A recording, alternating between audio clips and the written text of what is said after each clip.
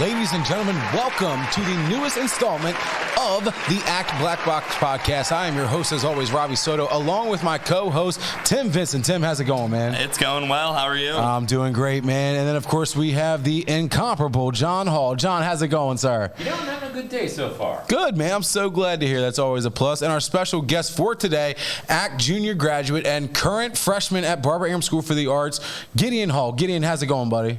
Pretty good. I had out rehearsal today, so So that's exciting. Always back at it. I love the work, man. So today we are going to get into a bunch of topics. I'll tell you what, I missed the hell out of you guys last week, to be honest with you, man. We took a week off for the Labor Day weekend so we can all be with our families and, kind of just do our thing. But it's so nice to be back with everybody, and we have a great show lined up here for you today. So before we get started, of course, John, as always, is taking care of the live stream. He is monitoring it. We want you guys to talk with us. We want you guys to interact with us. Tell us what you think about the topics that we're discussing, and we'd love to hear from you. Also, make sure that you're sharing this to your pages. Get your friends listed. We got a bunch of stuff we're going to go over today. A lot of fun topics that we're going to cover. So we're going to jump right in. Another great installment. So the first thing we're going to talk about is, of course, Broadway is making its comeback. The West End is making its comeback here, and it's after the pandemic. We've been seeing a awful lot of videos from like people going back to rehearsals.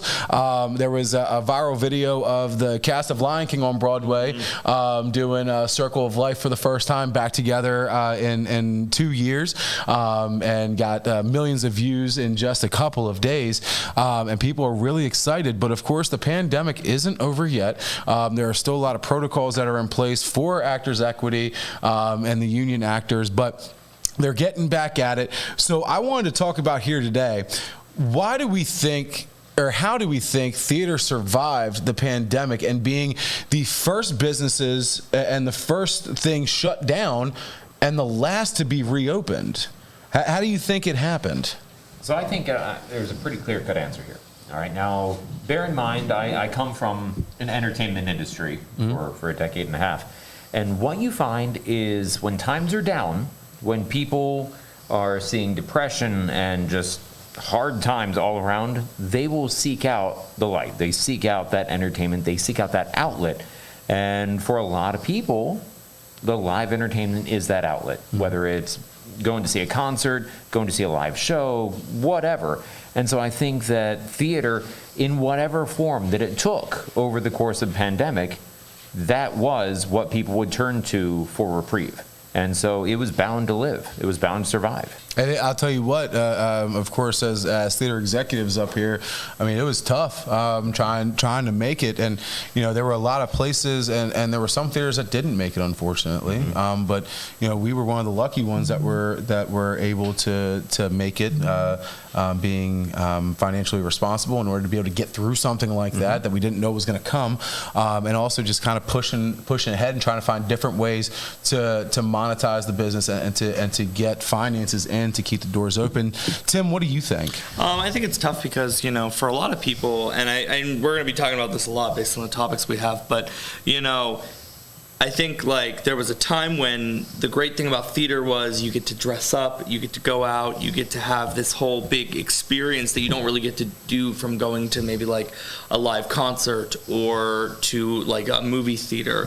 And so I think that was a really big appeal for a lot of people. And it was really tough during the pandemic whenever people felt like they couldn't dress up fancy and go out and have that whole big experience. And I think there's a lot of people who are kind of in the middle of the road right now where it's I really want to go out and I really want to dress up and have the entire experience of going in and sitting down and watching the performance.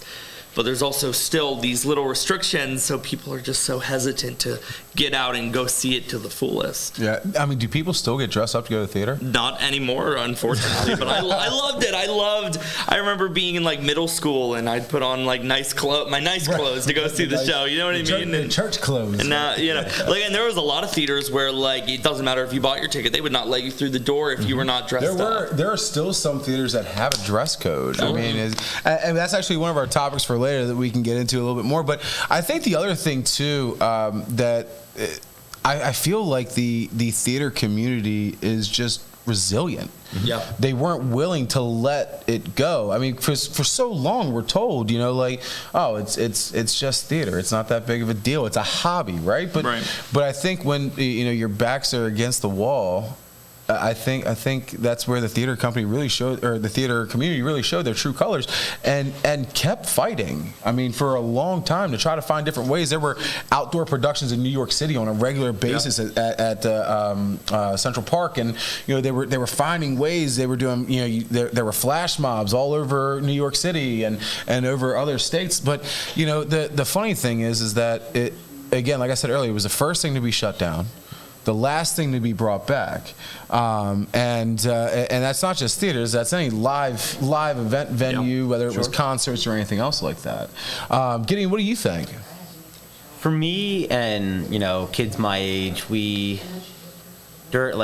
when school got shut down for almost a whole year, we didn't have anything to do. We were just stuck at home.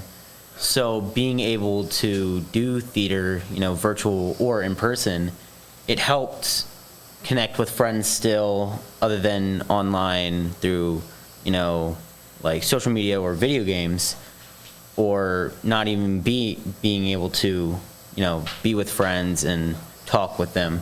So it was a way for you to be with your friends, whether it was together or virtually, a way for you guys to connect. Yeah. So that gave people an option and an opportunity to do something, different than they weren't able to do. And I think part of it too is just a little bit of stubbornness. Yeah. Oh, yeah. I think at least on my part, it's a little bit of stubbornness. When I'm told directly, you can't do this, you want to. I'm going to find a way to do it. And again, everything that we did at ACT was 100% legal, followed the guidelines that we were given.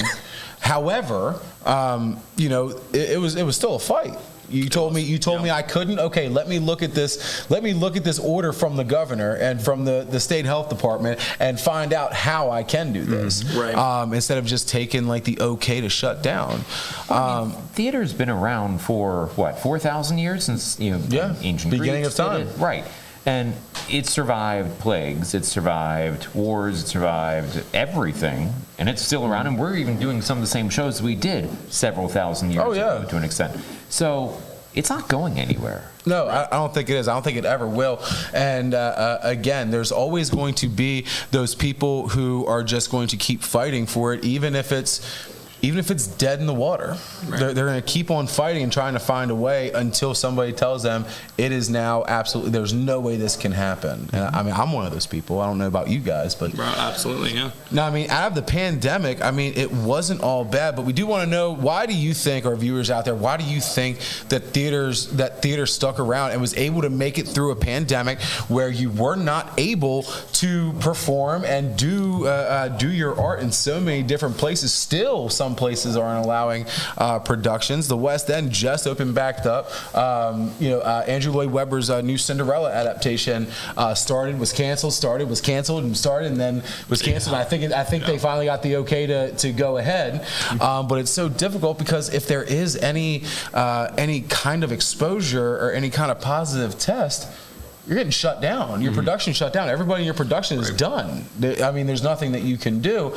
So, I mean, I'm curious about how some of those conversations go with producers on the Broadways, where, how do they take on that financial risk of okay, I'm going to put all this money into it, knowing that I could be shut down for 2 weeks or more at any given time if somebody's not doing what they need to do. Right.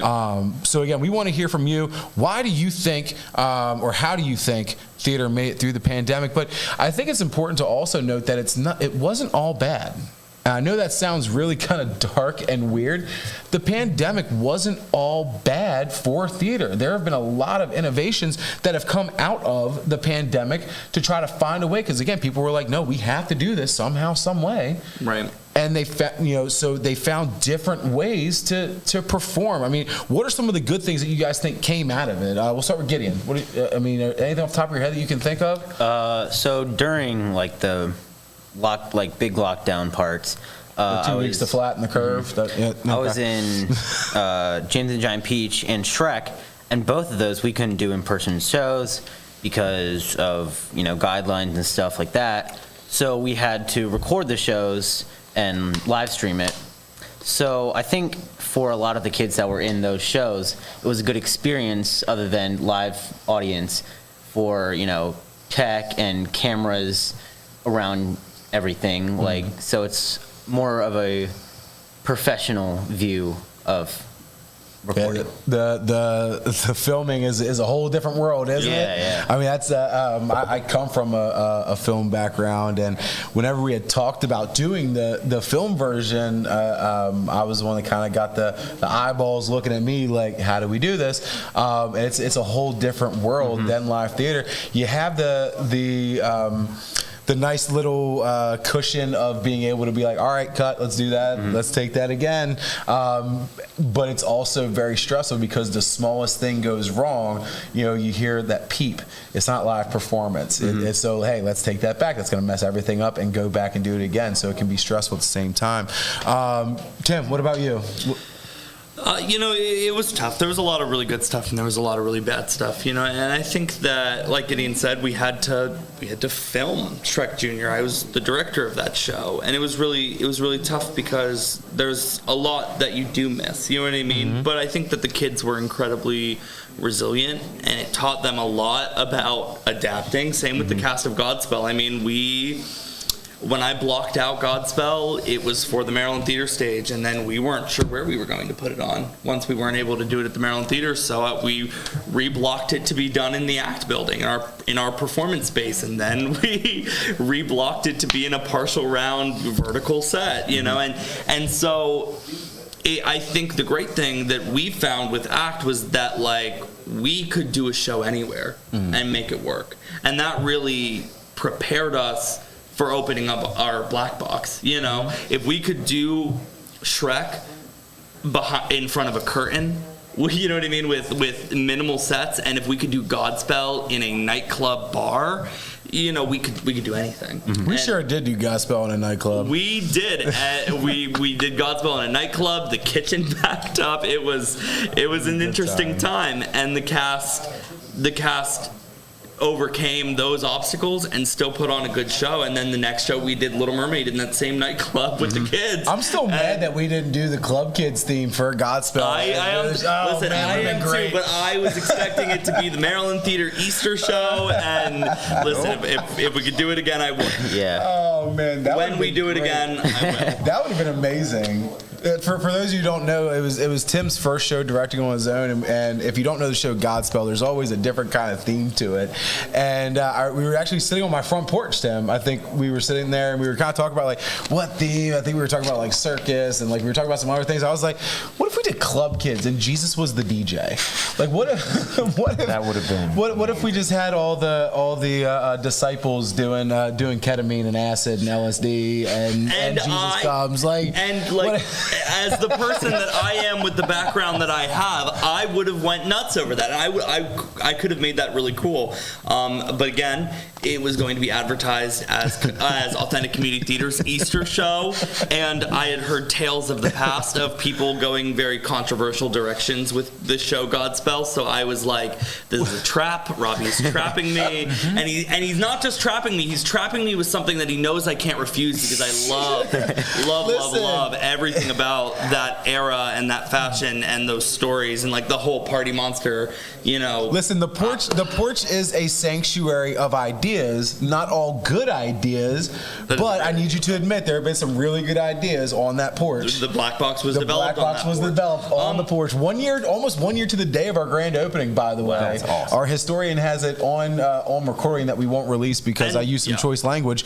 But it was literally almost 1 year to the day that I said, this is what we're going to do. This is what I'm pushing for. And then our grand opening. It was actually pretty cool. The porch where dreams are born. Yeah, absolutely. The porch. And we should do a podcast called The Porch. And we can get. Hey Jay, what do you think about us doing a remote podcast from my porch? And we just call it The Porch, and we talk about all the nonsense that we do. All right, cool. It's just we call it The Porch from my front porch. The Porch Cast. There you go. The Porch. Love it. All right, so we have a new podcast coming to you soon from my front porch.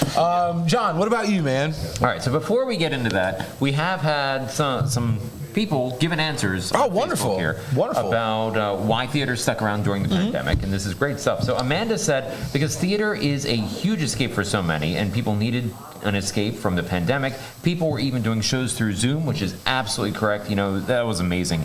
The coordination that goes into doing a full show through Zoom or through any of these online social media apps, whatever, these meeting apps, that's amazing. Well, Tabitha, who was in Glass Menagerie, she runs the There's No Place Like Home theater group. Yes, she I does. believe, right? Yep. And they were doing readings for a bunch of different shows and like a whole bunch of different stuff. And Tabitha, I believe, was the one who kind of started that whole thing, and getting people just, we're just going to get together and just do a reading of a show and give ourselves an opportunity to perform. And they're still doing stuff, right. Which I think is really neat. So, but that's very true. People needed it. They had it for so long, and then when somebody rips something away from you, like it's bad enough whenever you make the choice to walk away, right? Like I've made that choice before. It didn't stick, and I got pulled back in. But I've made the choice a couple times to walk away. That's hard enough. But for somebody to yank away that outlet for you and that escape for you, that makes it even harder because it's not something you want to give up, but you're forced to give up. Right, and that might be your big safety blanket, your big go-to thing for when life gets crazy. At least you have theater. And we've heard it from people, person after person after person. So Kira also said, as a student, it was crazy hard, but it made the connections and relationships so much stronger, which is kind of what Gideon was getting at too. And everyone is and was 10 times more ambitious to continue on as soon as we can. Yeah, it definitely shined a spotlight on how important it was to some people. Before, yes, absolutely, it was a central part of their lives. But like you said, you yank that away, and wow, you realize in its absence just how vital it was. Well, and I was having a conversation with one of our actors who she is in Elf, Sweeney Todd, and Rent. So she has rehearsal every single day of the week, and we were kind of talking about how stressful it was. And I kind of said, and I was like, and now I don't want this to happen, but realistically, what if for the third winter in a row, the cases just skyrocket, and we have to shut down everything again? This is the first time when I think we can all kind of be like, we are overwhelmed and we're busy, but we're doing so much theater right now. And it can be taken away from you so easily. The difference between, I think, how the kids felt when they were finished recording James and the Giant Peach or Shrek Jr. compared to the difference of how they felt on the Maryland Theater stage. You were a lead in 2 of those shows. You were a lead in Shrek and Frozen. Gideon, I'd love to know, what was the difference between finishing filming Shrek Jr. and finishing Frozen? So finishing Shrek Jr., it was a fun show, and with the recording, it was a lot less pressure. But don't lie, that costume sucked. no, it was heavy. It was hot. It was a mess. But Hands hurt is what you told me. yeah. But after we finished the show, the finale, we didn't have the audience, cheering for us, showing how much they liked the show. Right. So it was like we didn't fully finish it. It was like another rehearsal. Right. But with Frozen, a 2-week intensive, we had a lot more pressure, and we could do it in person this time. Once we did the finale for Frozen, and the audience was, cheering and, being so loud that they appreciated it that much, it felt so much better and so much more appreciated. Yeah. So it's definitely a big difference, and I find it hard to believe when anybody says they don't do it for the cheers and for the yells. I always find it hard to believe. I understand when they're like, oh, that's not what it's about. Yeah. I get it, it's not. Right. But let's be real. That was one of the things that I actually said in board meetings. Yes. That it's like, it's not the same. It makes you feel so much better. It's not the same feeling. You're not getting that, especially with a comedic show like Shrek Jr., you're not getting that feedback. You're not getting those laughs. You're not getting, you know what I mean? And I know for me as a comedic actor, when I do comedic parts, I need that. That's going to tell me where I need to really punch in, and how I change my deliveries of different lines throughout the rest of the show to see what people are responding to. Perfect example was when I played King Charlemagne and Pippin.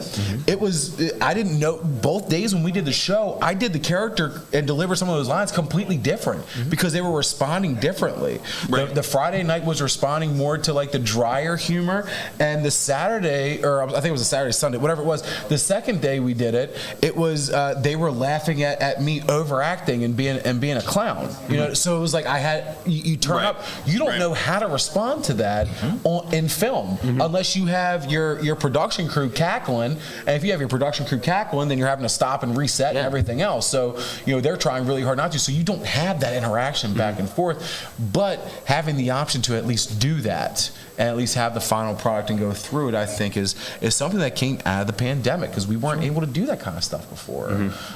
John, what do you think? I know you write off what our, and listeners, please keep on bringing them in and commenting and talk with us. We'll read your stuff live on air here. So get into as much of a conversation as you want. That's okay. But John, where do you think that the theater community benefited from COVID-19? So listen, I had a boss once a long time ago who sat me down, took me to lunch, and he said that anytime you do something more than once, I want you to sit down, take it apart, blow it up, explode it piece by piece, and then put the pieces back together again. If they go back the same way, cool, great. If they don't, and you find a way that you can improve upon things or do things differently, then take a look at it and see what it is you can do differently and if it's worth doing differently. And I think that the pandemic really forced us to do that. And we did step outside of our comfort zone. We did do things a little differently. And the one that really comes to my mind is accessibility. Theater is awesome. I love theater. But some people really don't have access to it, whether it's through ticket prices, which we'll talk about, or simply transportation or time. Some people work 2-3 jobs. They don't have time to go at a specific time. The show's going to start at 7 o'clock. Okay, they can't go. But they did things like on Disney Plus. They put Hamilton out there. Okay, so you have to pay a little bit for Disney Plus. It's not a huge fee though, and a lot of people have it. And a lot of places will give it free now. I think like T-Mobile or somebody does. You get a subscription, or not a subscription, but a contract through like one of the cell phone characters. You get Disney, ESPN, and Hulu, and all that kind of stuff. So suddenly you could watch Hamilton, which is a show that's quite expensive, for just a couple of bucks any time of day, from the comfort of your own home. Right. Cool. There are also a lot of live concerts and live shows that were put on by the actors, actresses, musicians, through Zoom, through the different things, on TV specials every night for a while there when the world was on the crazy lockdown trying to flatten the curve for 2 weeks. And these were things that just didn't exist before. Right. And it forced us to really look at theater, at live performances, and how we can get around the roadblocks that we had to make it accessible. Yeah, and I think the biggest thing was the live stream. The live streaming that started. I mean, first of all, contractually, it wasn't allowed. Yeah, you were not allowed to videotape. You're not allowed to stream or anything like that unless you have special permission, which you're not getting unless you're a professional touring company, and it's not cheap and it's not easy to get any of that. So live streaming then became available because, again, one, let's be real, the rights and royalty companies, they're corporate conglomerates. They wanted to make money, and that's the only way they were going to make money through the pandemic, right? So that's one. But I think there was also a little bit of honest care where they were like, there's no other way we can do this other than this. So let's make this available. And there were some shows that still didn't allow it, and some rights and royalty owners, not necessarily the companies, that were just like, no, you're not going to do that. I'm not going to allow it. But then there were a lot of companies who did some other stuff, like junior shows then became accessible to anybody. Instead of having an 18-year-old cutoff, it was accessible, and I think up until just a couple months ago, they still made accessible for if you wanted to do a junior show, just to throw something together, you were able to. So I think that was nice. I mean, we didn't do any of that. I tried to do Disney stuff, but I couldn't get the rights because Disney, of course, was not allowed because Disney's Disney. Mouse needs his money. So I think there was some good, and I think what Amanda said, was there was a point that she made when she said they needed an escape from the pandemic. For so long when the pandemic was going on and it was everything everybody was talking about, and they had the death tolls in the bottom right-hand corner of every news station, there was nowhere to escape to. There really wasn't. No matter what channel you were watching, there was a ticker going by. You know, you could be watching Nickelodeon for God's sakes, and you see commercials about the coronavirus. And I mean, there was no way to escape it except going and seeing a live theater production. Or a Zoom or a streamed production. There was no other way to get around. So I think that was a good point, Amanda. So thank you for adding that. You know, there's a lot of ways, and again, the pandemic's not over yet. There's other variants. There's other things going on. There's a lot of stuff that you know, I don't really want to get into and piss off big tech while we're on a lot of their platforms here today. But you know, please, if you're watching, make sure you're chatting with us. Let us know what you think. And Amanda said also Smule blew up. Yep, it did. That singing app that got real big, shot to like number one app uses and downloads. So people could just sing with their friends. I think is what it boiled down to. They were just they wanted to sing and be together. So we're gonna move on to a next topic. But before we do, make sure we have some amazing events going on at the Black Box this weekend. If you missed Heather's Night Out and Something Old, Something New this weekend, you missed two really great shows. Big news: the Black Box studio has our liquor license. So we are now serving liquor full. We have a full liquor bar, beer as well. So make sure you come check it out. Every show is going to have its own specialty drink. We'll have wines, beers, liquors. So make sure you come out. But this week coming up, Friday, we have Out of the Box paint night and a little fun with the sisters from one of the most beloved Halloween movie of all time, Hocus Pocus. We were going to be doing a paint night. Tickets are almost sold out to that event, but we still have a few left. So make sure if you are interested in paint night, it's anybody can paint. You know what I mean? It's done super simply, so it doesn't take a whole lot of skill. I've done them. I am a terrible visual artist. I am not good at painting. You know, so I've done them, and my stuff has come out pretty decently. So it's super simple. Make sure you check that out. And then Saturday night, we have Headlights with Ryan Perry, a beautiful concert. Jesus, good God. Okay, got Stampede here. Someone playing Jumanji. Sorry, we're in a shared building, and I guess they just let the rhinos out. But yeah, so we have our Ryan Perry Headlights coming up Saturday night, a music concert. Don't miss it. We have a lot of stuff going on. Again, full bar, liquor license is full in effect, so make sure you guys come and hang out with us. Miguel's calling you out, by the way. Why? What'd I do? Well, he's excited about the beer, but he also said that he's seen you paint your nails. Miguel, you don't get to judge me, asshole. So Gideon, we're gonna get into. We want our viewers to get to know you a little bit. I've had the privilege of knowing you for about 5 years now. Yeah. You came and you were a munchkin in the Wizard of Oz with us. Yep. Was that your first show that you did? That was my first show at ACT. I had done a few school shows before, but that was my first like real, not little kid show. So before we get into the interview, we've talked about it on the podcast before. So your picture is currently the cast picture for Wizard of Oz is in our boardroom. Yeah. How many girlfriends did you have in that production, Gideon?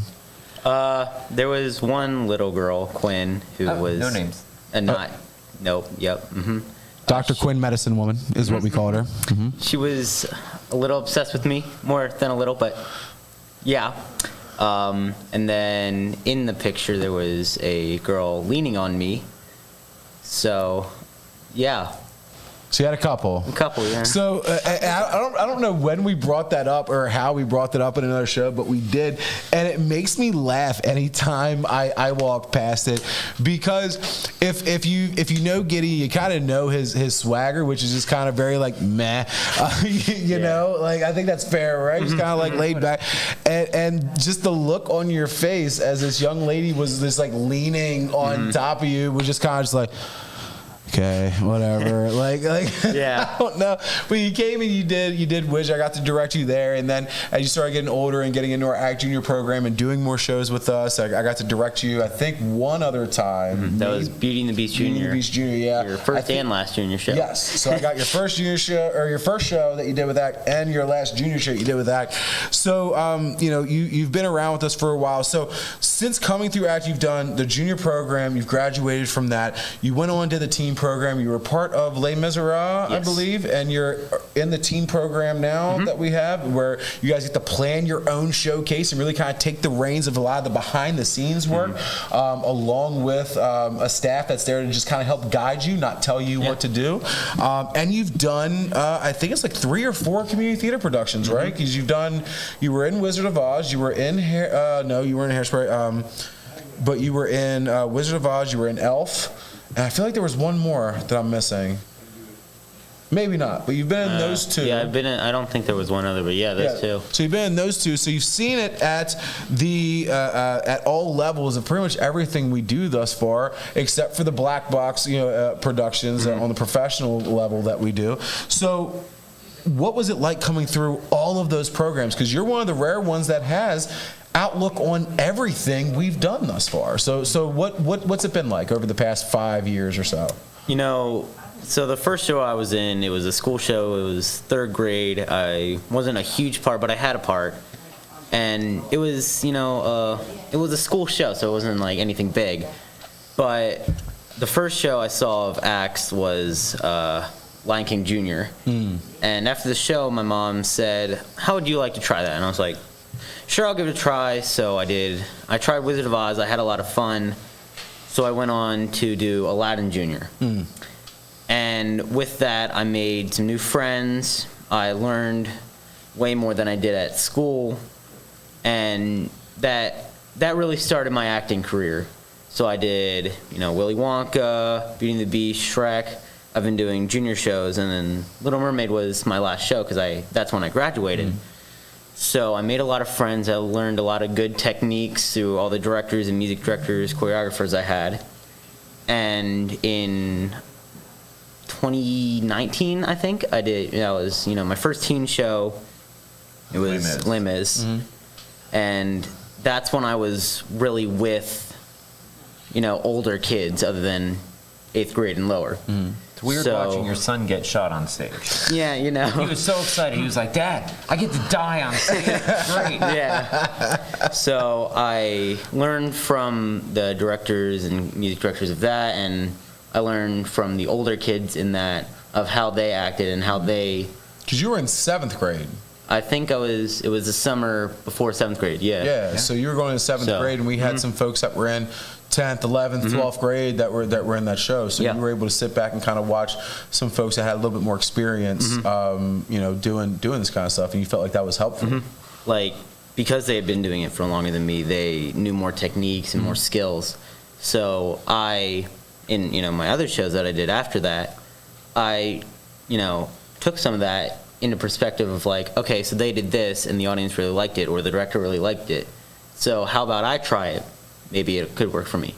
And being in community theater shows, which is, more adults, way more adults than kids, and they had been doing it for a while. Elf, it feels like there's like 6 adults in Elf and like 137 kids. Yeah, but that helped because the adults in that had done shows before. They had done, they were really good actors, actresses, so they helped me learn new techniques. So through my experience of Act Junior, the teen show, and community theater, I got to learn more about me and more about how to get better at acting, and it helped me put myself out there and make a lot of new friends. Well, and that's a big part of it, and I don't think people talk about it enough. How like a part of doing theater is just meeting people and making new friends. So I mean that's one part of it.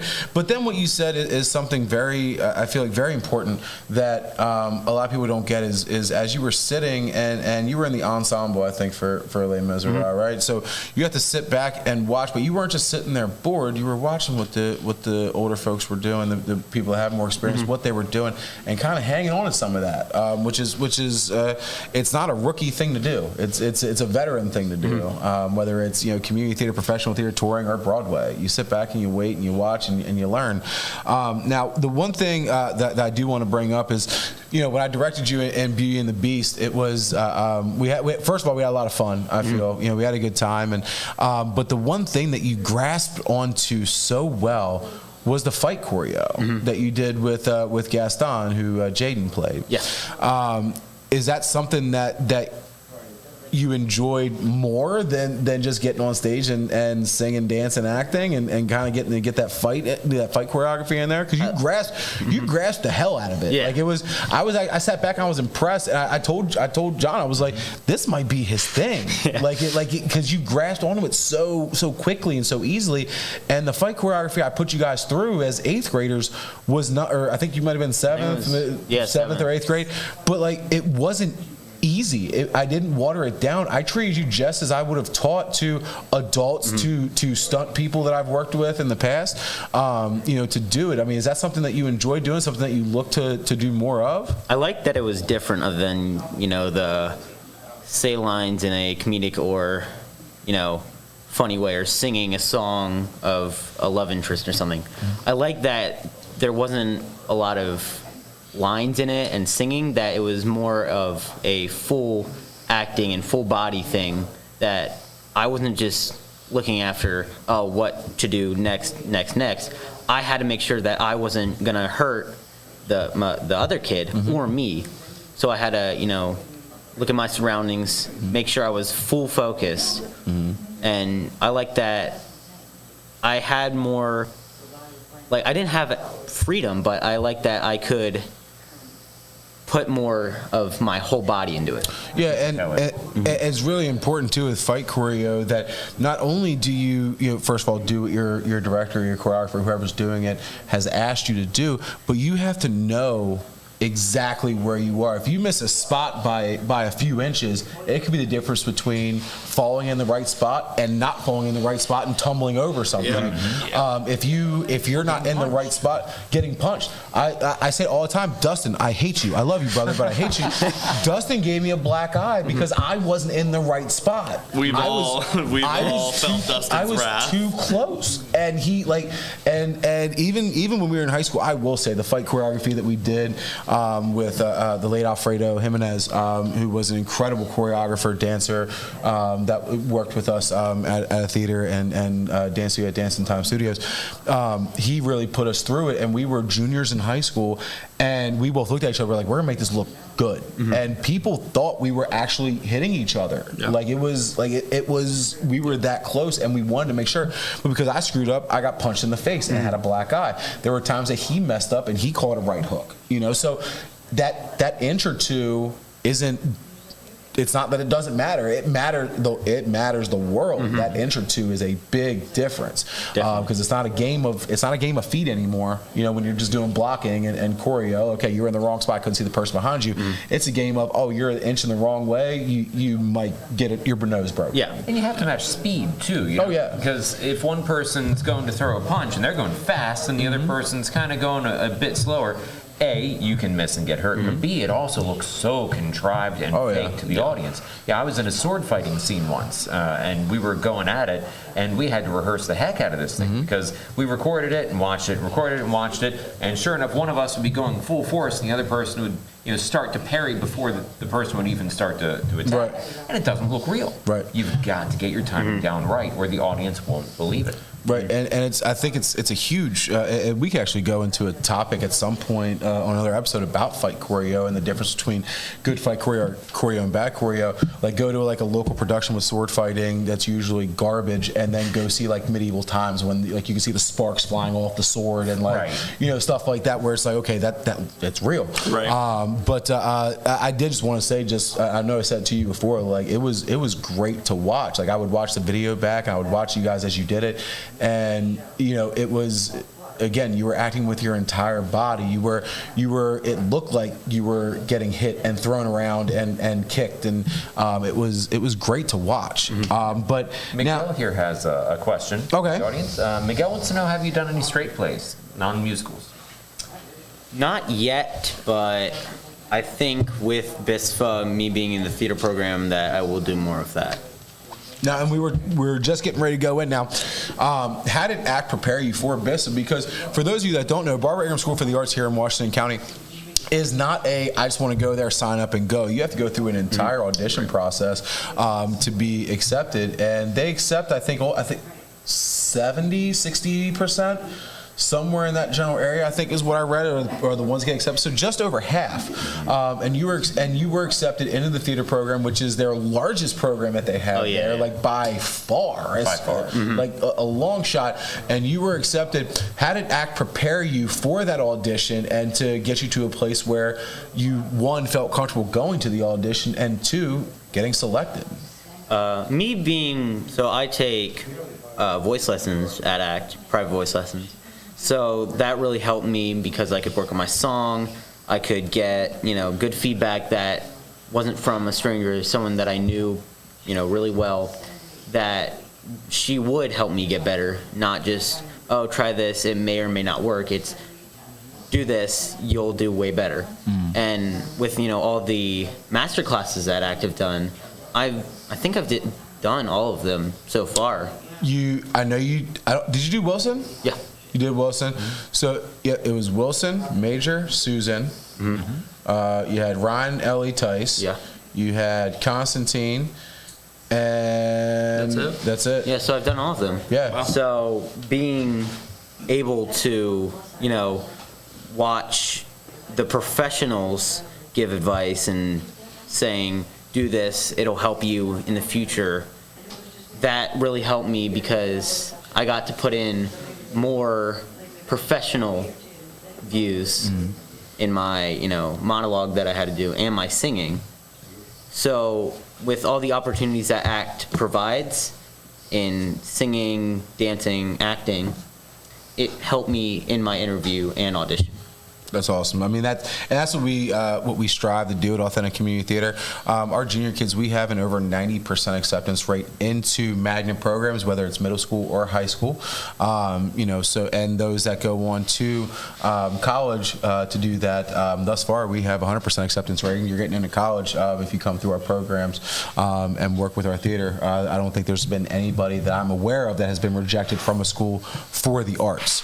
So I mean, definitely if you have a child that's interested, or you are somebody younger that's interested and you want to get involved, I think going through some of our classes, our lessons, our master classes, when we bring in those Broadway professionals, whether they're actors, producers, whatever, and with Constantine we got both, so we were lucky enough to have that. So to get that feedback is really important, and I'm glad that was able to help you.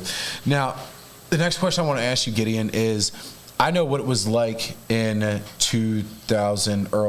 2000s, to be a young man in theater, right? So when I was there, it wasn't friendly. We'll say that. I was a 3-sport athlete in high school and decided to get into music and theater, and it was not. I was picked on pretty bad. The gay joke started real quick. All that kind of stuff. But that was a long time ago. You're looking at Jesus. I aged myself real bad.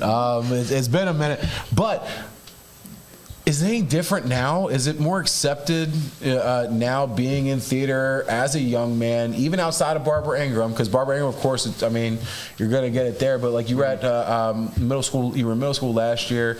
That was still a magnet program, but still had a lot of your regular students that went there that weren't involved. Is it easy to go through, or the bully's still there, and they still get picked on as being a male involved with musical theater at all? It has gotten easier, but there are still some people who just won't let go that, oh, you're a dude and you're in chorus, which is what I did in middle school, or you're in theater or dance. Mm-hmm. But as time got on and more men were doing theater and shows, people have been more accepting and wanting to try it out for themselves to see if they like it or if they want to do something with it. So it's gotten easier. I'm definitely glad to hear that, because I know when I was, 15, 16, 17, 18, it wasn't easy, especially going between, leaving football practice and going to rehearsal. I would be running out of the locker room and getting the gay jokes rolled at me. I had to go, the fairies, all that kind of nonsense. So I'm glad you're not having to deal with that as much. Do you have any kind of advice for other young men who are thinking about pursuing it and thinking that it's a quote unquote girly thing to do, that's 12, 13, maybe watching right now or watching later after we're done? Especially now in 2021, the girly, girl boys line has thinned out a lot. So more boys are doing girl stuff and girls are doing boy stuff. So there quote aren't, unquote, folks, of course. There aren't that, labels for some things anymore.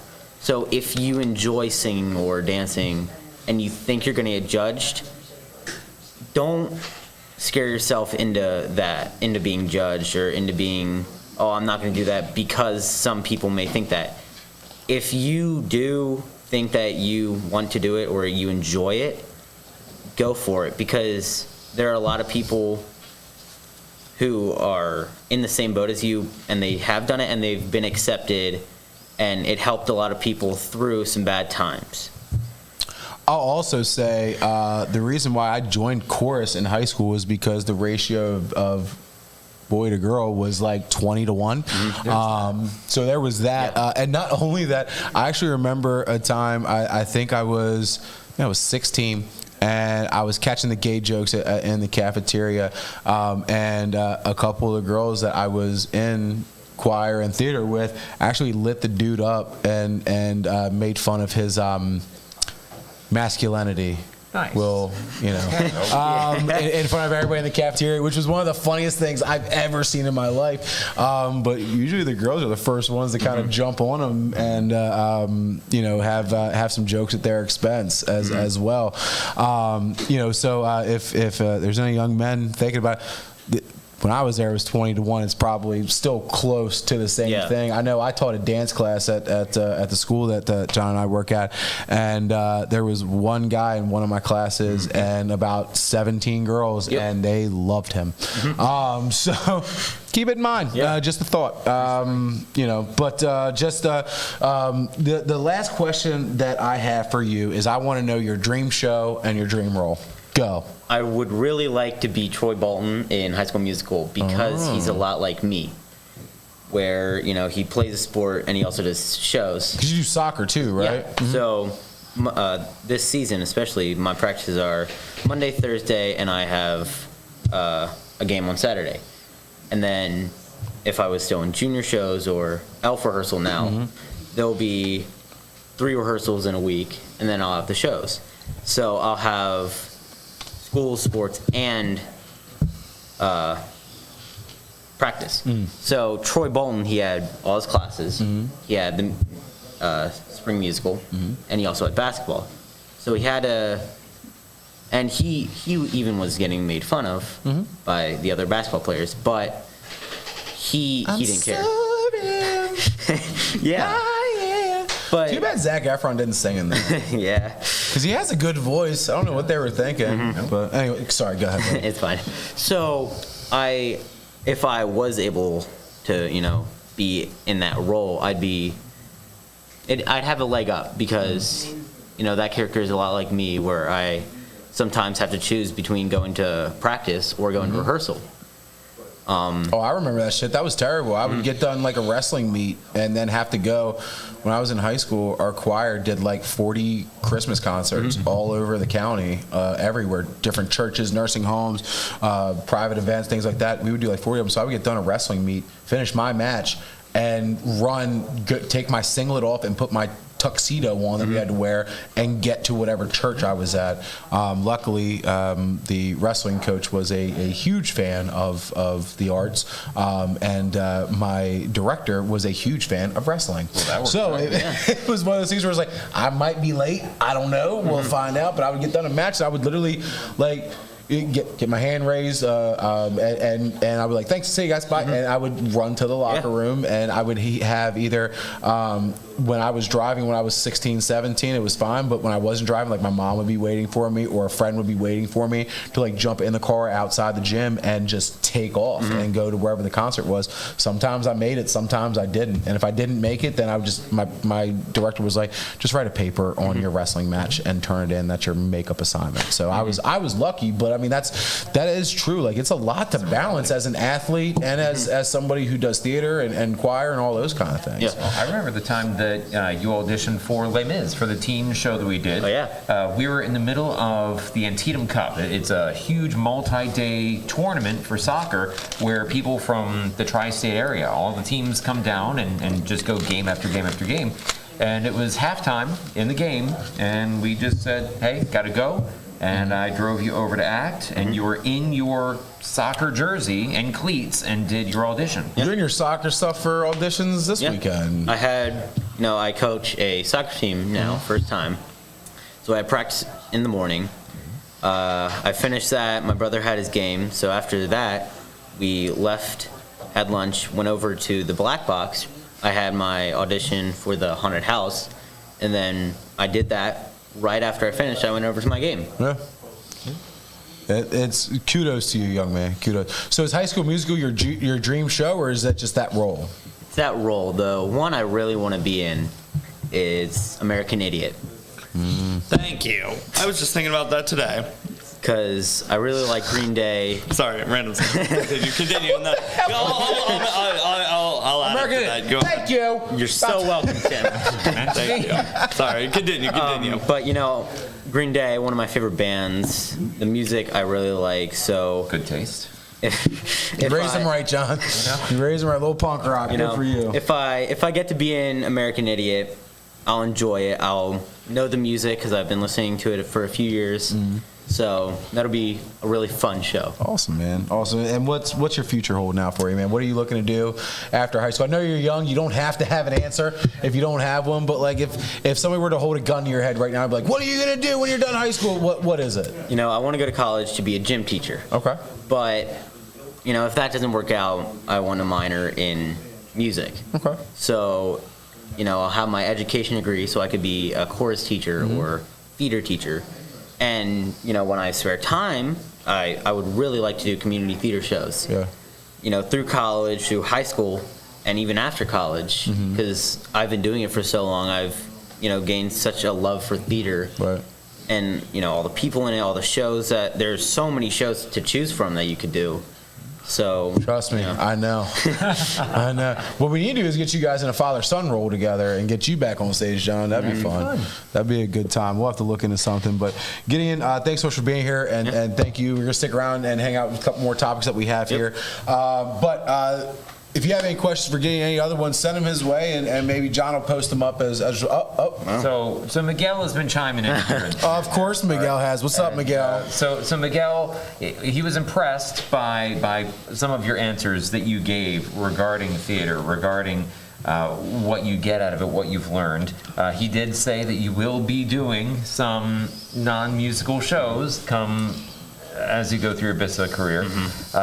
And he did say, come to ACT, and you won't be judged. Oh, and then he also said Tim probably read that play on the beach with a bottle and a cucumber sandwich. No, so I was working on. No, the reason why I reacted so strongly is because "What's Her Name" is a song that I'm working on in lessons, and it's a song I'm working on for my set list. And I went back and listened to the Broadway version of it, where it's like starts out very like piano ballady, and I was just like, man, this show is so good. Why are we not doing it at ACT? We would. That's a great question. We would Robbie, put on. why are we not doing Robbie? ACT? Why are we not doing American Idiot? It's such a. Listen, asshole, it's on my list, okay? Okay, well, I need it on your list now. Let's move it up a little bit here. That's what we're trying to say. Miguel, I don't know what is with the cucumber sandwiches. Like, I don't did you tell Miguel that you enjoy a cucumber sandwich? No, On the beach, eating your cucumber sandwich, wearing your gold lame pants. Stop. I have never worn gold lame pants on a beach, and I've never had a cucumber sandwich. Getting whistled at as the ladies walk by. Reading his Frozen script. That's right. We did talk about that too, man. So before we go on to our next topic, again, we have so much going on at the Black Box. We have so much going on at the Maryland Theater. Sweeney Todd, October 22nd and 23rd at the Maryland Theater live. So make sure you get your tickets to that. Of course, Rent, one night only, November 2nd. Yes, it's a Tuesday, but we are starting the show a little bit earlier, so you'll be out of there by like 9:15. No one goes to bed at 9:15. Come out, get your tickets, enjoy the show. It is one night only, and then it is going away forever. Maybe not ever, but for a long time. So come out, see the show, support that show as well. Maybe not for a long time, but for at least a little while. Yeah, it's going to go away because I can't do it anymore. I'm too old. So come see it, November 2nd.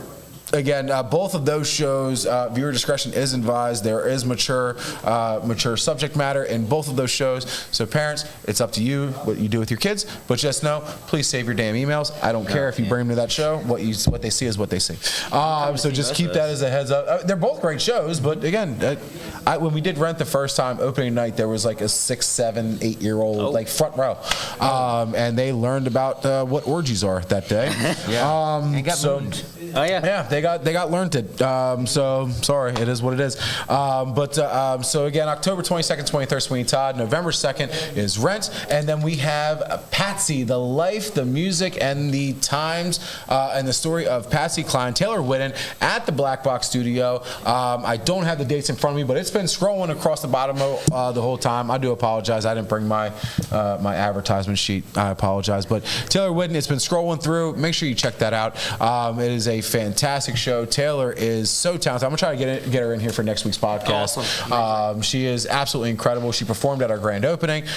She's actually teaching or working with the team program for the actors. So very excited to have her around. The show is going to be incredible. Don't miss it. And then what else do we have? Of course, the Haunted House. So we do have the Haunted House coming up. We've been actually doing a lot of research, and there's some footage that we are going to be releasing here soon. Ken Buckler has him and I have a problem now because there are some things that he's found that him and I will be discussing eventually, but they are going to be releasing. I unfortunately did sign a contract that they could release the information that they find for the documentary of our building, but there's been some really creepy stuff going on in our building. It's been cool. really weird. So we're going to be doing a little exorcism at the Black Box Studio, October 28th, 29th, and 30th, downtown Hagerstown. $15 a ticket. If you're old enough to know what the Laresburg Haunted House is, it's going to be very similar. So make sure you get your tickets for that. Get your tickets in advance. We will be taking walk-ups. $15 in advance, $20 for if you walk up, and we will be running that haunted house from 6 p.m. to 10 p.m. because of the noise ordinance. I am working with the fire marshal to try to get that extended for the noise ordinance, but because we're downtown, there is a noise ordinance that we have to follow. So make sure you check that out. The Haunted House, October 22nd, 28th, 29th, and 30th at the Black Box Studio. And then we have a whole bunch of other stuff coming up too. So make sure that you're checking in. Like us on Facebook, share our stuff, and come out and see these shows. Again, it's a lot of fun. Liquor license, we're having a good time with it. So, and then tickets for Elf are on sale as well, December 4th and 5th at the Maryland Theater, bringing back the original cast. So we are very excited. Gideon is part of Elf as well. So he'll be reprising his role, but Jeremy Trammell will be reprising his role as Buddy the Elf. Ryan Perry will be back as Walter Hobbs. Michelle Stashowski will be back as Emily Hobbs, and Emmeline Nunez is going to be coming back as Michelle Hobbs. So we have the whole Hobbs family coming back. Hope Wolford's coming back as Jovi. So most of the cast is back, and we're very excited. We had our first read through, or not read through, but we had a music rehearsal today. I was actually pretty impressed with how much people remember. Oh yeah, it sounded great. So I played Santa Claus last time, but Jeff Kleiss is coming back to take over that role, thank God. But now I got thrown in all the ensemble shit, and I don't know any of that music, and it's giving me a headache. So, what are you gonna do? But check us out, of course, go to www.actforall.org for all up-to-date information, as well as make sure you go to our Facebook page for Authentic Community Theater and the Act Black Box Studio page as well, and check us out for all the updates and sign up for our newsletter. Okay, so we're going to go ahead and get into a topic here. So it's a little bit touchy, I guess, with some people, but the expense of tickets, even before the pandemic and even now, has gotten to a point where it's almost outrageous how expensive tickets are getting. Yeah. A couple of course, you mentioned Hamilton earlier, John. When it was off Broadway, one ticket to see Hamilton with Lin-Manuel Miranda, who sucks, I'll say it, was $1,200. You really just said that. I did. I'll say it to his face too. He sucks. He's not. He is a great composer, great writer. He has no business being on any stage. I don't care. He sucks. Okay. I'll say it. So if you disagree with Robbie, let us know. Yeah, save your emails. I don't care either. He sucks. And if you think he's good, then you need to get your ears checked. But no, like $1,200 to see a off-Broadway production of Hamilton. There's other shows now, like coming out of the pandemic. Tickets for Broadway are averaging between $150 to $250 per ticket. Yeah. Crazy. I mean, so has theater, because of the pandemic, gotten a little bit out of control with the ticket prices? Or I mean, do you think paying $200 is okay? Tim? I mean, I think that, it extremely, excludes a lot of people from getting to see the show. I mean, it's outrageous. I remember before the pandemic, my brother lives in Philly, and as a late birthday gift, he took me down to the Walnut Street Theater, which is the oldest theater in America, one of the most beautiful theaters I've ever been in. And they were doing Shrek the Musical, and it was Broadway level quality, fantastic show. The tickets online were $190, $210. And then we walked up, and they asked me how old I was. I was at the time I was 20 maybe. I said I'm 20. They were like, oh, if you're under 20, if you're under 24, tickets are only $25. I was like, how did we go from a $200 ticket to a $20 ticket? Then I'm going to be 23 for the rest of my life. Right? Yeah, so I'm I can go back and see shows for the next year, 2 years, but I mean, there are programs at a lot of theaters for young people to get into. I was actually reading through them a few days ago, just because something popped up, some ad or whatever popped up. But there's different groups that you can sign up for. It doesn't cost any money. It's not like a subscription or anything. But to get younger people into the theater, they make the tickets inexpensive or at least affordable for people who are of a younger age. Some of them are 30 and under, 20 and under, 16 and under, whatever it is. Yeah. But no, I hear why is that ticket right $180 less than that's a lot. And it's I understand you have to make your money back, but I think where they shoot themselves in the foot is that you have a show like Beetlejuice where they kept being we're not making money. It's because your demographic audience isn't able to afford the tickets. If you would lower your prices for audiences that actually want to come see the show, I mean, a 15-year-old is not going to walk up to their mom and dad and be like, hey, I really want to go see this show. Let's drive 4 hours, 5 hours, 10 hours to New York and pay $200 a ticket. That's an expensive gift. That's a really expensive gift, Sean. So I look at it this way. So a couple of years ago, back in 2005, Honda, and bear with me now, Honda came out with a car called the Honda Element. Neat car, right? It was an SUV crossover like the CR-V. It was out the same time as the CR-V. But it was catering to college students. It was built for college students. That was their marketing thing. It had on the inside, it was all rubber, so you could literally open it up and hose it down. It had a massive sunroof so that when you're moving your stuff to college, stuff could stick out the top of it and it would be fine. And it had a state-of-the-art sound system. It had a better sound system than almost any other car out there. And again, it was built for these college students. However, none of the college students could afford the car. So it was yanked off the market after just a year or two. Right. Because while it was built for that demographic couldn't afford it. Let's go to Broadway here. Broadway is amazing. It is the pinnacle of theater for a lot of people. 100%. But the people who are going to want to go see these shows, a lot of them are priced out. They just can't afford it. On the other side of it, they have to charge those prices because like we talked about, I think it was the last show we did, the budget for these shows are often in the millions of dollars. Yep. Mm-hmm. Millions of dollars. Right. They've got to charge a premium for these tickets in order to even break even. So I don't know that there's a great answer. You know, if they charge less, then they're not going to be able to put on quite as high caliber quality productions. But then if they continue to charge the premium price they have, that accessibility goes away. Well, and I think when it comes to the budget, too, it also depends because you have a show like Lion King who's been on Broadway for damn near 30 years and is selling out 8 times a week. You know, you don't need to charge an arm and a leg for those tickets. And in doing research for this topic, just to give you an idea, Harry Potter tickets right now, $330 per ticket. Frozen, before it went off, was $145 a ticket, and that was a piece of shit show. Hamilton is now sitting at $200 a ticket, according to this site. Lion King's at $200 a ticket. Aladdin is $99.50 per ticket average.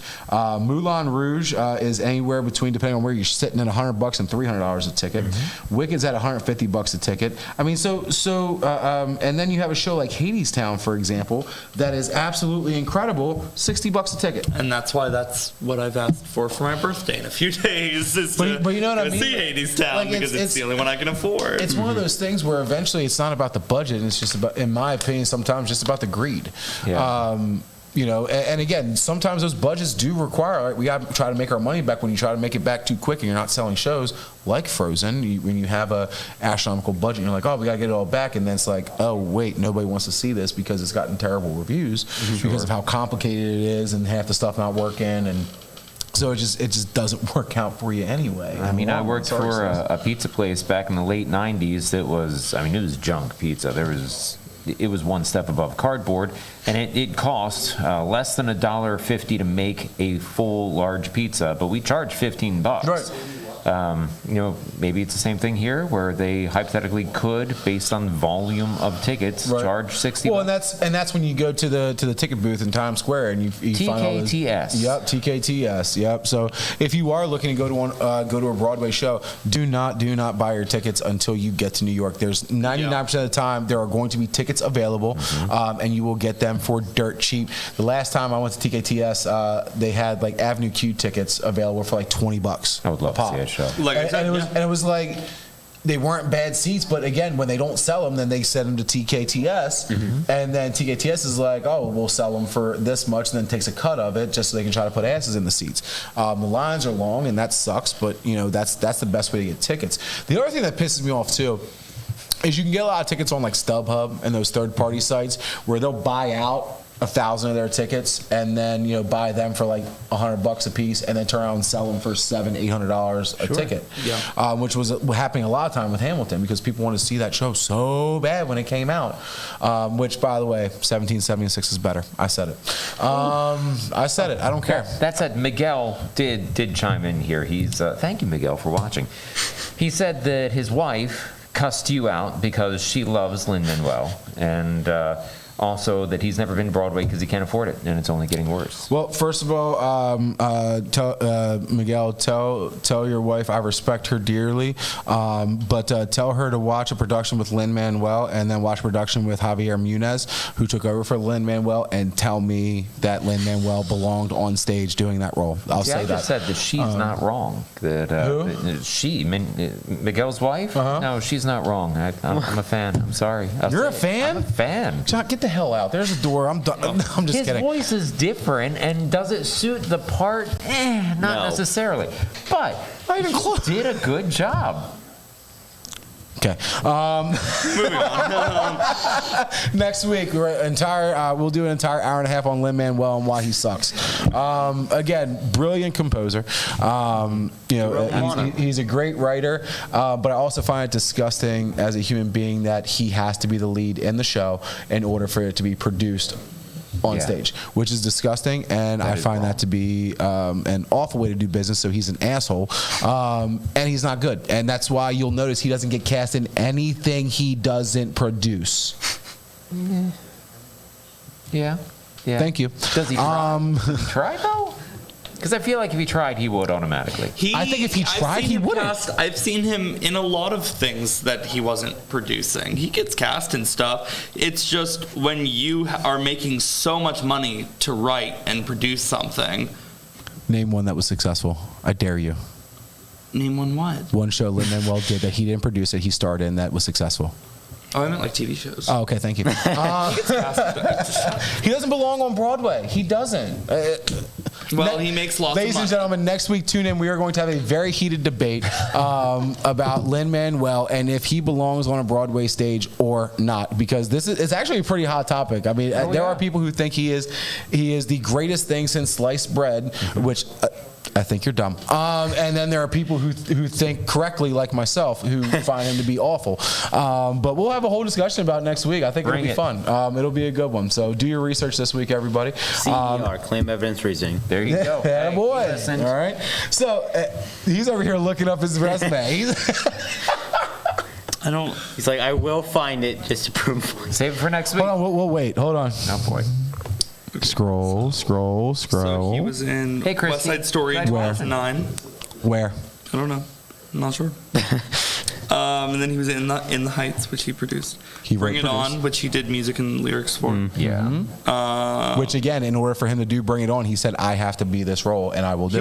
He wasn't in Bring It On. Oh, he didn't do it at all. No, he did the music lyrics. Okay, he did In the Heights. He wrote He wrote In the Heights, Hamilton. He wrote the soundtrack for Moana. And then whatever Freestyle Love Supreme is. Exactly, whatever Freestyle Love Supreme is. Nobody's ever heard of it. I dare you in the comments if you.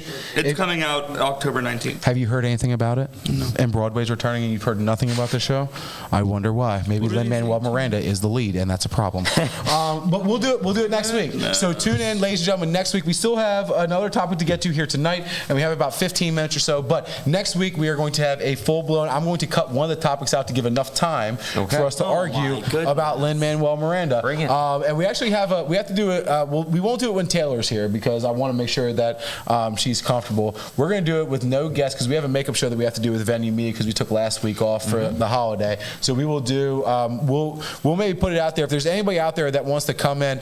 We might do. I think it might be fun, Jay, and you can tell me to shut the hell up if I can't do this. But if maybe we can do a live audience and just have a full live audience debate for whether we think Lin-Manuel Miranda is good, and we can set them on different sides of the room and have them come up to a guest microphone and give their opinions. I think that would be fun. My other son, my 11-year-old, huge Lin-Manuel Miranda fan. Bring him and we'll debate it. It'll be fun.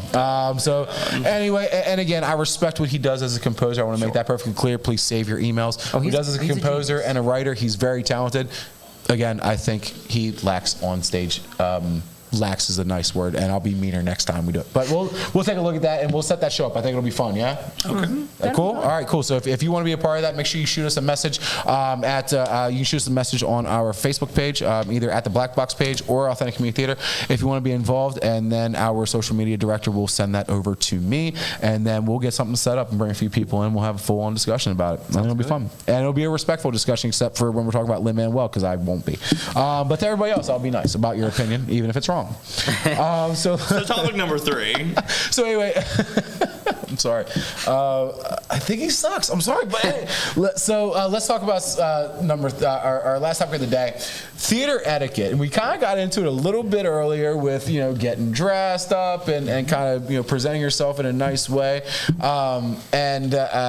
now it seems to have gone away with everything. Whether it's turning your cell phones on. Like last night, I felt so bad at the Black Box. There was somebody whose phone just kept going off, and they didn't reach in their pocket to turn it off. Like everybody forgets, right? You might forget, and when you hear it go off, take it out of your damn pocket, turn it off, and put it away. But people on their cell phones, when they can't be on their cell phones because ushers, are doing their job, they're on their Apple Watches, not paying attention. What do we think? Where do we think the etiquette went? Where do we think that things kind of went wrong? Like, let me.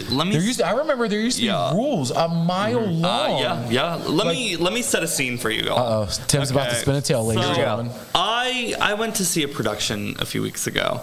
And the production was lovely. It was really great. I had a lot of friends who were in it that did absolutely incredible. This audience was the worst audience that I've ever sat in. So even worse than the ones that whistles at your pee-pee? No, because that was. I got it in, John. High five. Because that was the largest audience that I've ever performed in front of. So awesome. it was fine. It was okay. But anyway, this audience. So there was a woman sitting in front of Sam DeJesus and I who. She walked into this show ready to take a nap. So like the house lights were still on. Wait, pause. When you say she came in ready for a nap, did she have like a blanket? Because I've seen people bring blankets to a theater. Mm-hmm. I don't think she had a blanket. Okay. But she came in just in the middle of the aisle. She came in and the house lights come up and she's sitting like this. And then she's out. She's asleep. Okay. So about halfway through the show, her phone starts going off. Full ringer on.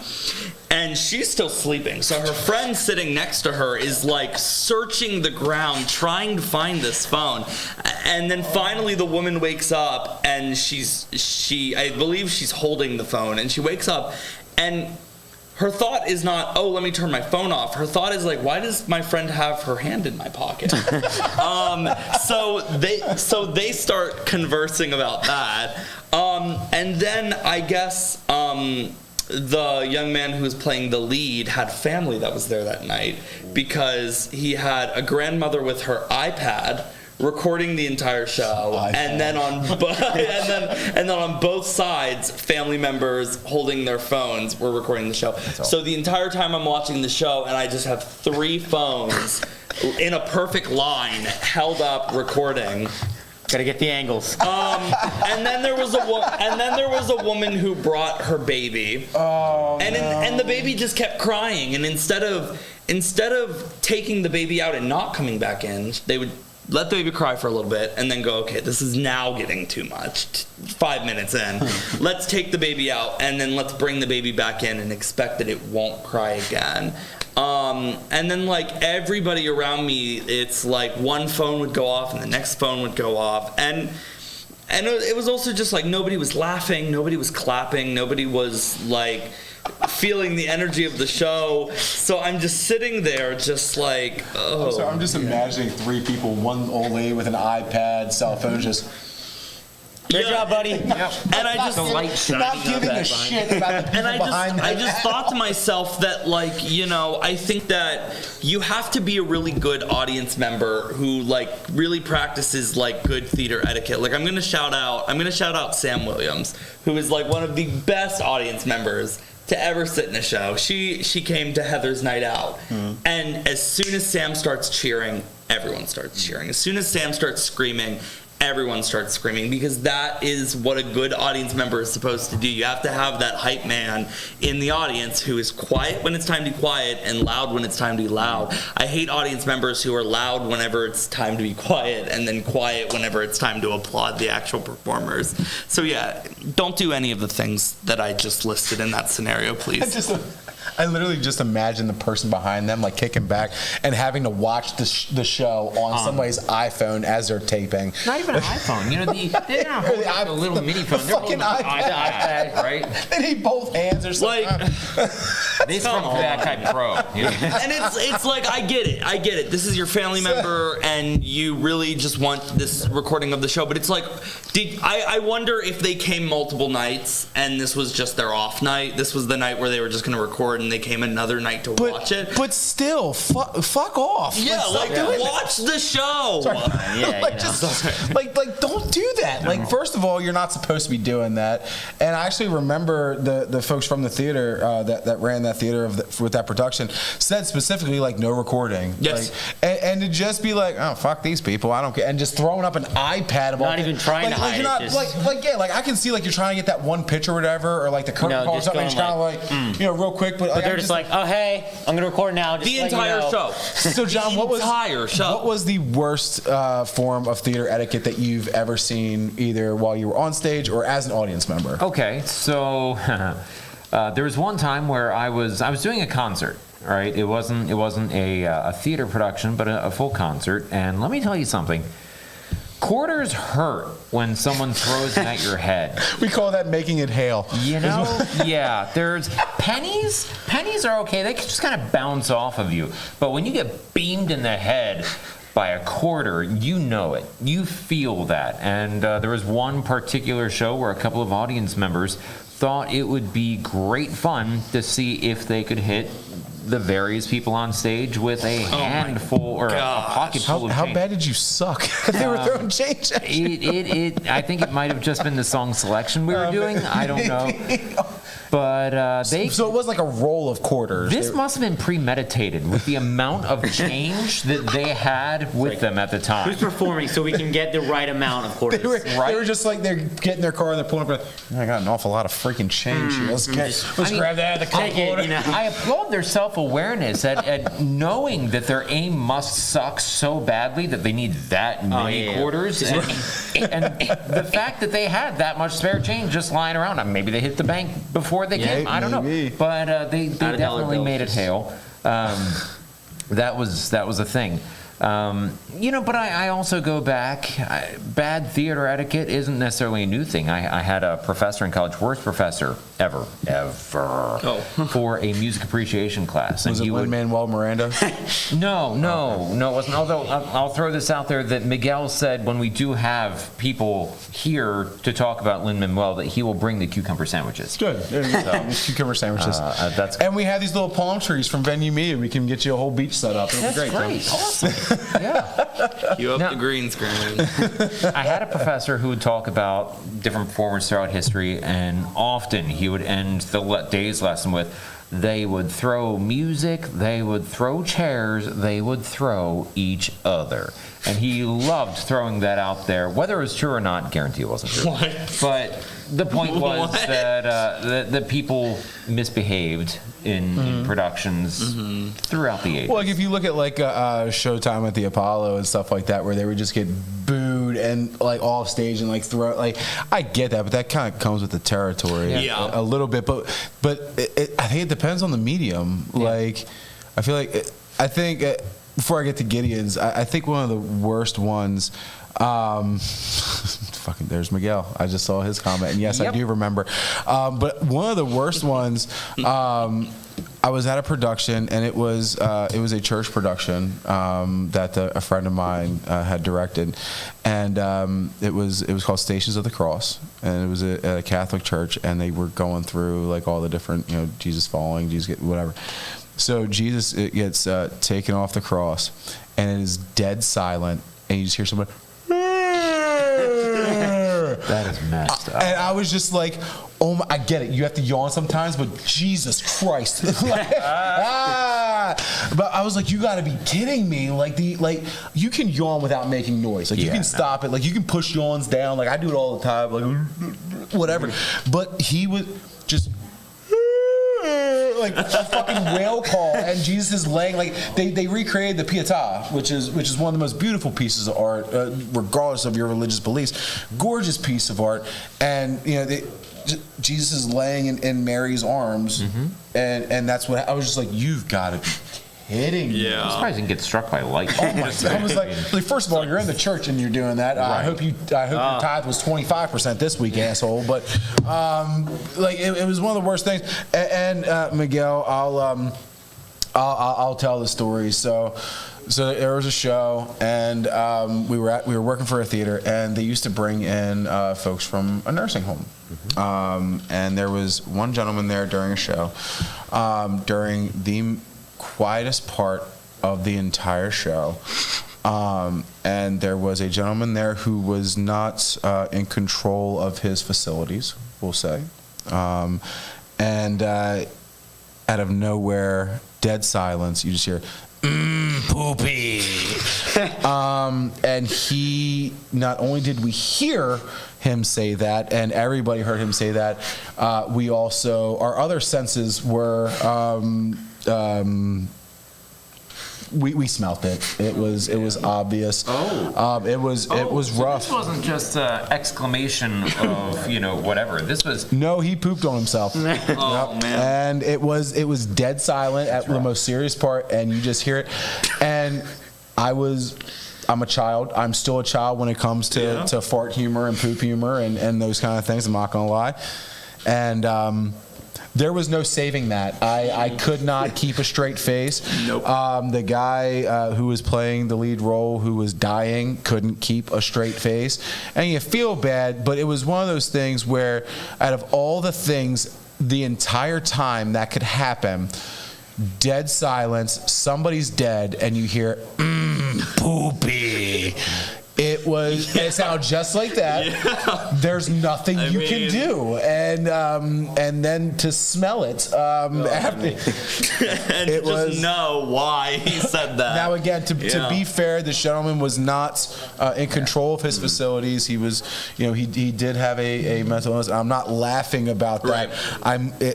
But I will say, the situation, it came together like a perfect Thanksgiving dinner and was amazing. Yeah, it's just because one of those I was in the moments where you're ensemble. I just didn't like, give a shit. wow. I thought it was hysterical. But I can only imagine, like for example, like at a Godspell, Jesus dying on the cross and just being dead silent, and before Kaylee Brown gets up to start singing "Long Live God," can you imagine just poopy? Like that's hysterical. And it would, Miguel. I think. Oh God, I hate you, Miguel. There's also a time during a production of Godspell where somebody else who is not in charge of their facilities screamed out, "There's Jesus!" Oh my! In the middle of another quiet part. And again, I want to be clear. I'm not laughing at that. We knew what we were getting into, but it was one of those things when we did those shows that we kind of began to like start to understand. But there were always new people in the show that didn't understand. And even when we would tell them, like, hey, heads up, something is going, like, usually something happens. Like, people are yelling, they don't like the show, and they'll scream, and yet whatever, it happens. But yeah, it never really failed. That kind of stuff happens. So that's not so much theater etiquette, that's just kind of funny shit that happened. But again, the yawn was terrible. And also when we did our production of Heathers, and let me preface this by saying I think we as people and as a company understand that sometimes you gotta take your baby with you. You can't find a babysitter, it's hard to find a babysitter, you really want to see a show. If your baby starts screaming and crying in the middle of a production, have the common courtesy to walk out to the lobby area, especially at the Maryland Theater when they have such a great system where you can watch the show from the lobby and not miss a thing. It's taped right from the balcony, or not taped, but it's fed right from the balcony. It's a great angle, you can see everything. But if you have to do that, then by all means, I mean, if you have to bring your child, bring your child. Especially if it's family friendly, sure, bring your kid.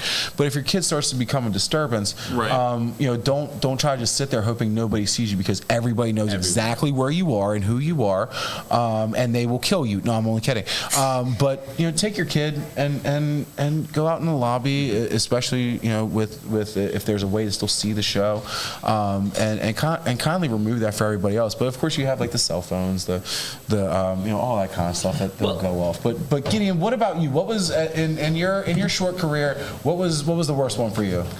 There are two. Both of them, I was an audience member, so I was watching the show. The first one, not as bad as Tim's, but similar. There was a lady, I was watching a show, and the lady pulled out her phone and started recording, right in front of me. I wasn't, as tall as I was, so I couldn't see that well anyways. But to add on to that with the, full-grown adults in front of me, to put a phone there so I couldn't see it even more. Kind of a dicky thing I was like, to do. Really, there are kids here. They aren't full-grown. They're short. Maybe not do it, all the way up full reach. Or maybe don't do it at all. Or, don't do it at all, And then the other one, it was... It's illegal. It was, during Footloose, we streamed it, so we didn't watch it live, but we watched it in my backyard. And, these are my friends, so, they're probably fine with me saying this. How many tickets did you buy for that live stream, Gideon? We bought enough. All right, Yeah. cool. It was... Thank you for being honest, John. I Yeah. appreciate it. It was- Because there were people having watch parties buying one damn ticket, having 25 people, you sons of bitches. My brother's friend's family, which there's 4 of them. My, both of our friends' family, there was also 4 of them. And then my family and also my grandparents. So, we all bought tickets, and we were, my family was in the middle, and both of my friends' families were just talking. Like, they were like, oh, what's that? Or who's that? Or I'm like... Oh, I hate that. Even at watch parties, I'm like, shut up. It's a watch party, not a talk party. You can, intermission, you can ask questions. Or after the show, ask questions. But if it's quiet, if it, it wasn't that loud, because we were outside and there was, all the noise, so I couldn't really hear it at those points.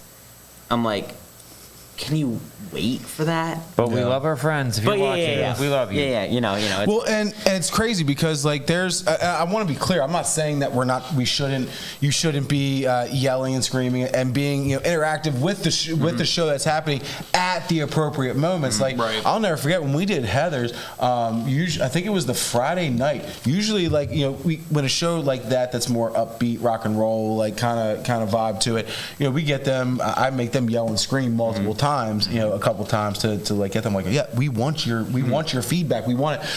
And the Friday night audience was so ready. I couldn't do it twice. I was like, y'all ready to see Heather's live? And just and I said in the microphone, you go back and listen to it on the archived recording. I was like, oh shit, okay, let's go, let's move. It was really cool. So again, being interactive at the right times and yelling and screaming at the right moments, perfectly fine. But yawning when Jesus dies in his mother's arms, probably not the right time to do that. So again, let's remember theater etiquette. And again, we want to go out to the theaters. We want to have a good time. We want everybody to have a good time. But again, I don't think it's necessary to dress up in gowns and suits and things like that. Some people do, and that's great. But Don't wear your holy cutoff shorts, though. Yeah, that's not cool. I wear a polo shirt and khakis. Yeah, when I go, I'll wear jeans and a nice button up or something like that. So, but you don't want to go. You don't need to go buy a gown and pearls and things to come to theater anymore. You don't need to spend $2,000. No, you for don't. an outfit for a show that you're already spending money. Somebody bought when I did my film. Somebody bought a gown. They were an extra in the movie. They bought a $1,500 gown for the red carpet premiere. She told me, I was like, you're stupid. There's gonna be 300 people here. Relax, none of them are agents. It's fine. So guys, that's gonna wrap up our show today. Again, thank you all so much for tuning in. We had a great time with you. Again, tune in to our next podcast. We're gonna get with Jay and Venue Media and his team and see when we can get a live audience in here to kind of have this Lin-Manuel debate. So we'll have some fun with that. But next week we're gonna try to get Taylor Whitten. Nothing's for sure yet for our podcast. But again, remember, Black Box Studio. We have so much going on this week, Friday night. The Sanders Sisters of the Halloween Classic, Hocus Pocus, Paint Night, Out of the Box Paint Night. Tickets are on sale right now and almost sold out, so make sure you get those. Then we have Ryan Perry's Headlights. We have the Haunted House coming up October 28th, 29th, 30. Sweeney Todd 22nd and 23rd, starring Jeff Kleiss. Sweeney Todd, the Demon Barber Fleischer at the Maryland Theater. And then we have Rent November 2nd, and then of course Taylor Whitten, Patsy Cline, Crazy Dreams. We're so excited. We got Elf coming coming up. Tickets are actually selling way too fast for that for that show. I mean, it's crazy. It's 4 months away, and people are buying tickets. So make sure you pick up those tickets 4th and 5th of December at the Maryland Theater. And then don't forget Legends, the female impersonation show, Legends Halloween, coming to the Black Box. I don't have the date, but it has been scrolling underneath this show the entire time. Make sure you check us all out. Check us out on Facebook. Check us out on Instagram. We appreciate you. We love you. Thank you so much for tuning in. For Tim, for John, for Gideon, thanks so much. We'll see you all next week. Peace out.